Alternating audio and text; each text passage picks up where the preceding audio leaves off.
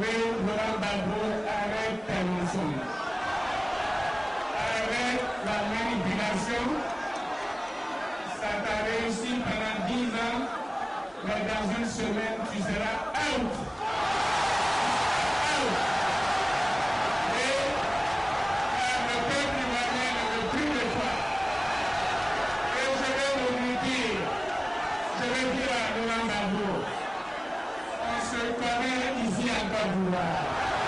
On se connaît. Alors attention, attention, on se connaît. Oui, mes chers frères et sœurs, mais tout le monde, tous les Ivoiriens savent que c'est Laurent Gbagbo et leur pays qui ont introduit la violence verbale en politique, en insultant et en humiliant le président Félix Houphouët-Boigny.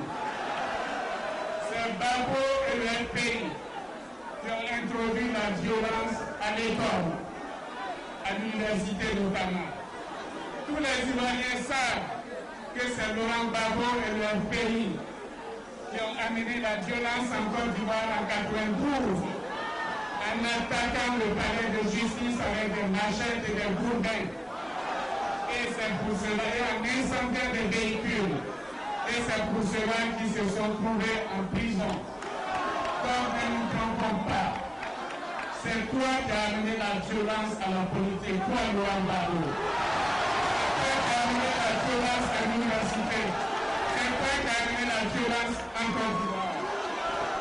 Oui, tout le monde sait que Laurent Gbagbo n'a pas été élu en 2000.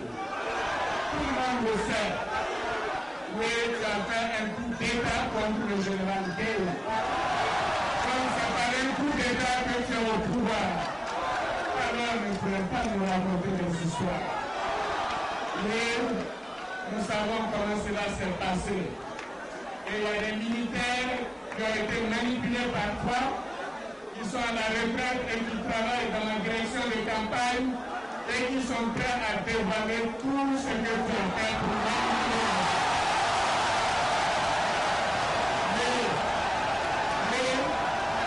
Mais que Laurent Gbagbo arrête.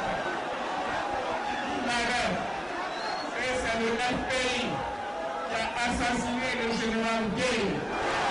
C'est le FPI qui a assassiné le général Gueye.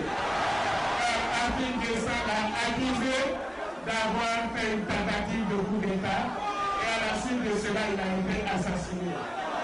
Veuillez donc arrêter vos mensonges. J'ajoute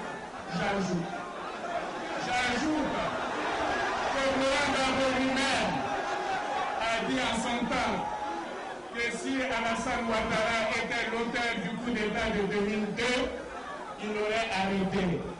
S'il ne m'a pas arrêté, c'est que je n'ai rien à voir avec le coup d'État.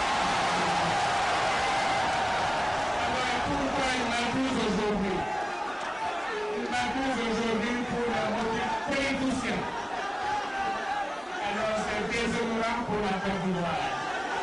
Heureusement pour nous, il n'a plus qu'une semaine. Même moi, il n'a plus que 6 jours. Et cela dépend de vous. Cela dépend de vous. Oui, la Côte d'Ivoire est fatiguée des mensonges. La Côte d'Ivoire est fatiguée des SMS et haineux. La Côte d'Ivoire est fatiguée des affiches de violence, des DVD qui montrent le sang. La Côte d'Ivoire ne veut plus de cela. Ce que les Ivoiriens veulent, c'est de sortir des difficultés quotidiennes. Ce que les Ivoiriens veulent, c'est un programme pour reconstruire la Côte d'Ivoire. Oui, la Côte d'Ivoire doit passer à autre chose. Les Ivoiriens veulent aller de l'avant dans la paix. Nous ne pouvons plus accepter qu'on se moque des Ivoiriens. Oui, pendant que les Ivoiriens meurent dans nos hôpitaux, ils sont devenus des mouroirs. Parce qu'ils ne peuvent pas payer une ordonnance de 5 000 francs CFA, certains vont soigner leurs dents au Maroc. Oui, c'est cela être populiste et socialiste paraît-il. Pendant que les Ivoiriens n'arrivent pas à manger 3 fois par jour, une minorité présidentielle gaspille sans compter et s'offre de grosses voitures et des villas de luxe aux frais de l'État. C'est la gabegie depuis que vous êtes là. C'est la gabegie, c'est le vol, c'est la corruption. Alors qu'il y a quelques années, certains, et nous les connaissons, n'avaient même pas 10 000 francs CFA dans leur compte bancaire. Aujourd'hui, on a des milliards dans les comptes de banque en Suisse et à l'étranger. Alors je répète, on se connaît ici en Côte d'Ivoire. Et à Abidjan, on se connaît. Donc vous arrêtez, autrement vous allez m'entendre.